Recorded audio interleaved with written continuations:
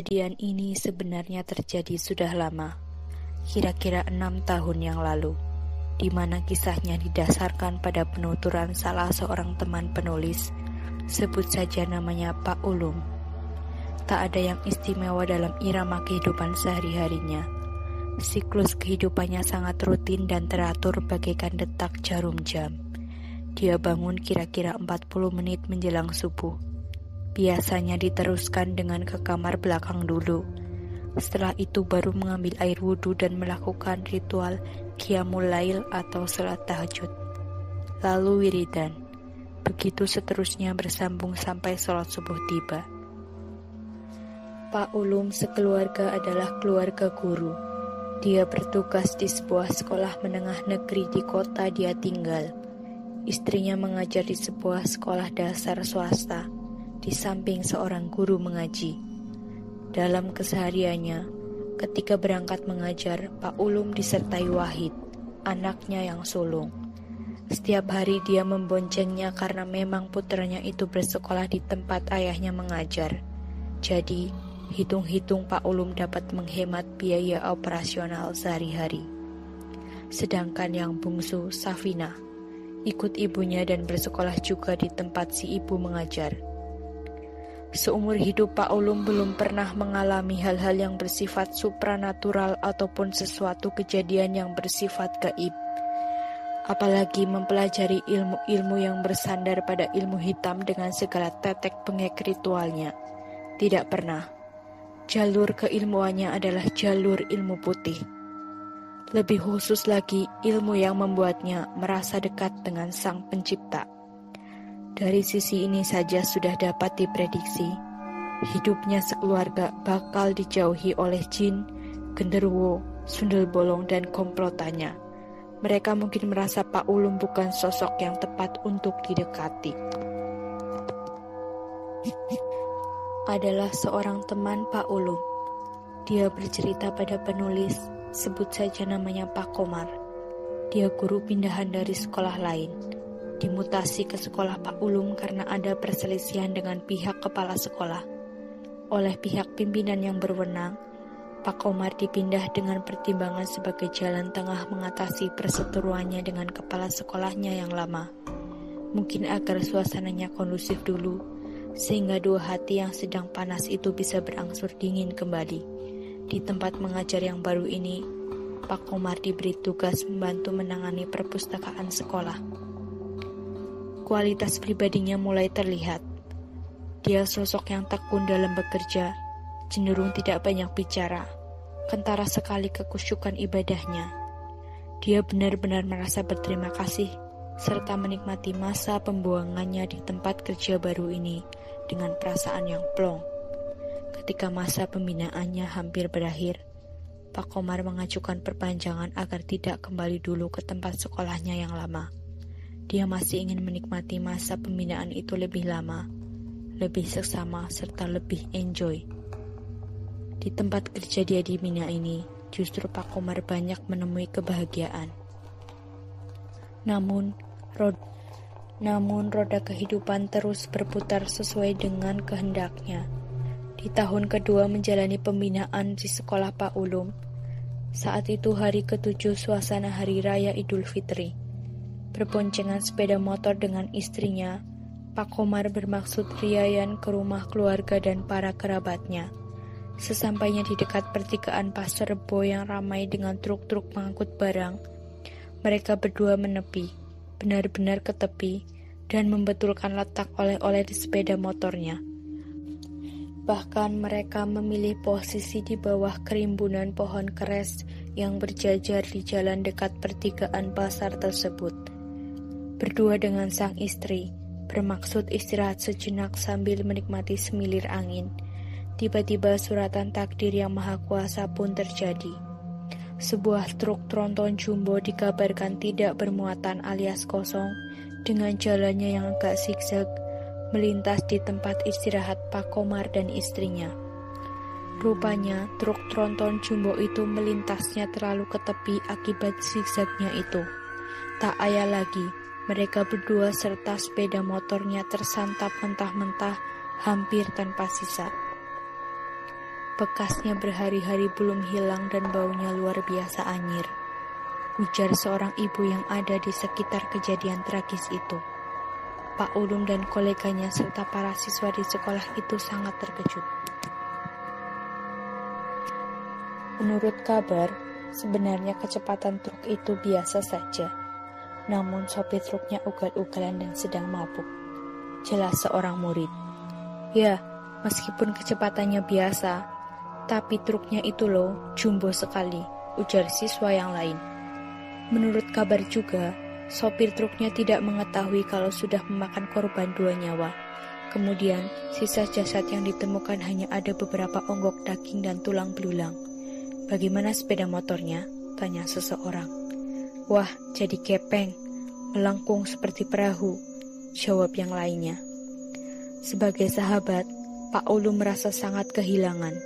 Sebelum kejadian yang merenggut nyawa itu, secara sambil lalu Pak Komar, almarhum mengajak untuk umroh bersama. Setelah beberapa hari sahabatnya itu wafat, Pak Ulum mengalami kejadian yang ganjil, tepatnya di sekitar dan di dalam perpustakaan sekolah. Harum apa ya ini? Gumam Pak Ulum. Iya benar, tapi wanginya agak aneh dan lembut baunya, sahut guru lainnya. Kejadian ini terjadi sehari setelah Pak Komar wafat dalam kecelakaan itu. Bau harum aneh dan samar-samar, khas harumnya seorang yang telah berubah menjadi jenazah. Ternyata hampir seluruh warga sekolah ini mencium bau harum tersebut. Mereka pun gempar sekaligus kecut hati. Ada yang bilang, bau harum sesudah seseorang meninggal dunia melambangkan kebaikan si mayat, khususnya baik pada akhlak dan amaliah agamanya. Bahkan menurut kultur setempat, itu adalah perlambang pamit atau mohon diri dari si almarhum kepada seluruh warga sekolah. Sebaiknya kita bacakan surat Yasin dan tahlil di perpustakaan sekolah, usul Pak Ulum.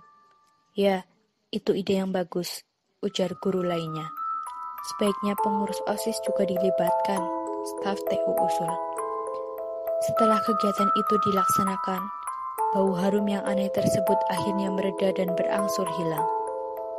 Kepada penulis, Pak Ulum menceritakan lagi pengalamannya yang lain.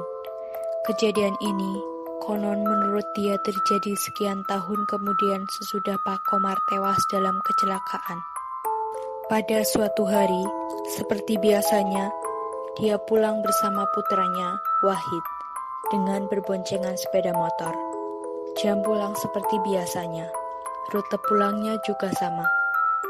Hanya saja waktu itu siangnya agak berdebu, panas dan berangin. Maklum saja, pas musim kemarau. Dalam suasana seperti ini biasanya yang enak pulangnya agak sore. Suasananya sudah teduh dan tidak panas, hanya berangin saja. Namun, hari itu lain. Ayah, mari kita pulang agak awal ya. Saya mau layangan dengan teman-teman, pinta putranya.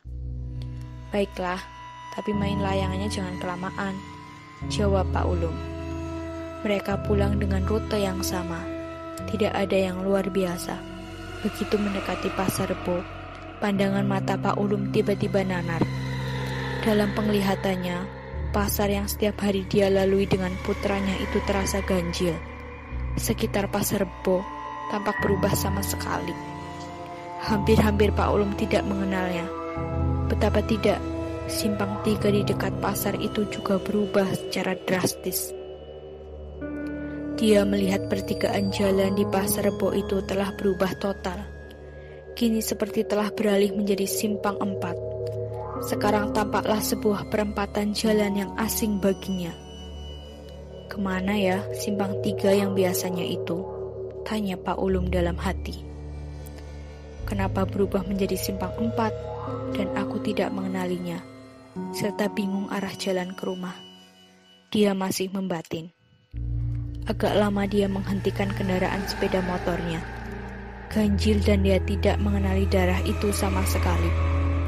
Pertigaan Pasar Rebo di matanya bagaikan disulap makhluk gaib jadi lenyap dari pandangan mata Pak Ulum. Yang paling membuat dia bingung dan tidak mengenali sama sekali adalah munculnya jalan baru di pasar setengah tradisional tersebut, di mana jalan baru itu mengarah ke arah timur. Padahal, selama ini arah timur identik dengan pemukiman penduduk, bukan jalan umum. Mengapa ya muncul jalan baru? Padahal tadi pagi tidak ada. Begitu tanya dia dalam hati. Sehingga bukan lagi simpang 3 yang ada, melainkan berubah wujud menjadi simpang 4. Celakanya, Pak Ulum menjadi pangling dan tidak kenal serta tidak tahu arah jalan pulang ke rumah. Matanya seperti tersulap. Pak Ulum memusatkan pikirannya, mengkonsentrasikan perhatiannya pada pasar rebo itu. Namun, tetap tidak berubah. Pasar semi tradisional ini sekarang beralih bentuk menjadi pasar yang berdiri di sekitar simpang 4. Bukan lagi berlokasi di dekat simpang 3 atau pertigaan jalan seperti biasanya. Anehnya, dia merasa tidak kenal dan belum pernah tahu persimpangan 4 di pasar rebo yang sekarang ini. Mata dan hati serta panca indera Pak Ulum bak tersihir, terhipnotis oleh sesuatu yang tidak kasat mata. Dia merasa tersesat karena sesuatu yang ganjil telah menjadi tabir gelap dimensi lahiriahnya. Dia mengingat-ingat yang telah dilakukannya seharian itu. Barangkali ada kesalahan yang tidak disadarinya, tapi seingatnya semuanya normal-normal saja. Apa yang mungkin salah pada saya hari ini ya? Pak Ulum bertanya-tanya dalam hati. Kok rasanya semua baik-baik saja dan saya tidak melanggar sesuatu apapun? Dalam hati dia menegaskan. Memang dia mengkhawatirkan. Barangkali tanpa sengaja, dia melanggar rambu-rambu pihak lain yang kasat mata maupun yang tidak. Terkadang dia sadar, perlu ekstra hati-hati dalam bertindak yang menyangkut makhluk dari dunia lain. Baru kali ini Pak Ulum demikian dalam introspeksinya. Sebuah wawas diri yang dia perlukan untuk menguak ketersesatannya di daerah simpang 3 pasar rebo yang kali ini benar-benar maya. Betapa tidak, sampai penat dia memusatkan pikiran dan akal budinya. Tetapi benteng gaib yang menyelimuti pasar rebo dan simpang 3-nya tidak berubah. Alam bawah sadar Pak Ulum tetap stagnan dan tidak mampu mengenali atau menembus fenomena gaib yang menyelimuti pasar ini. Sungguh tebal tabir maya yang menyelimuti pasar ini. Batinnya mengakui, bentuk asli pasar ini tetap tidak kukenali. Batinnya berkata. Baru dia menyadari sesuatu, mungkin tanpa sengaja dan di luar kehendak Pak Ulum. Entah kapan tepatnya, hari itu dia mungkin terkena oyot mimang atau akar pohon mimang. Alam bawah sadar Pak Ulum tetap stagnan dan tidak mampu mengenali atau menembus fenomena gaib yang menyelimuti pasar ini. Sungguh tebal tabir maya yang menyelimuti pasar ini. Batinnya mengakui, bentuk asli pasar ini tetap tidak kukenali. Batinnya berkata. Baru dia menyadari sesuatu, mungkin tanpa sengaja dan di luar kehendak Pak Ulum. Entah kapan tepatnya, hari itu dia mungkin terkena oyot mimang atau akar pohon mimang. Bisa jadi saya menginjak oyot mimang tanpa sadar. Dalam hati dia mengingat-ingat. Secara umum, terkena akar pohon mimang bisa berarti menginjak, menyepak, menendang, atau menyenggol pohon gaib tersebut. Konon, pohon mimang adalah salah satu berbendaharaan pepohonan atau tanaman dari alam gaib. Ada yang mengatakan sebagai batas wilayah atau pintu gerbang menuju dunia gaib. Pak Ulum baru ingat kehadiran putranya setelah sekian lama merenung sendiri.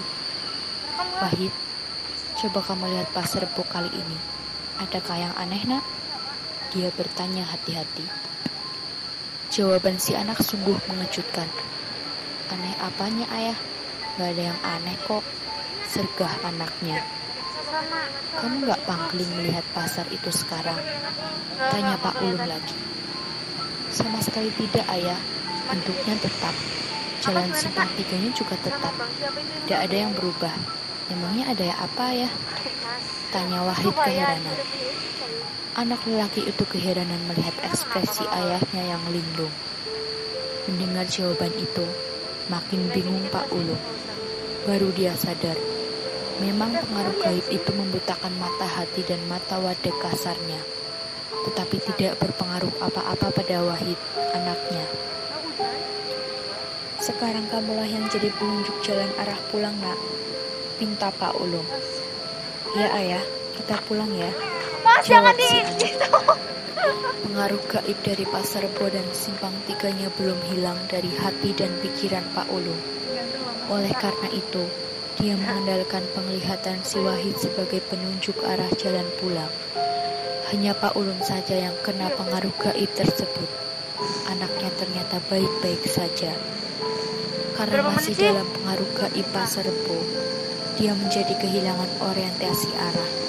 Betapa tidak, yang sebenarnya pertigaan jalan menjadi seakan-akan perempatan jalan pasar tersebut.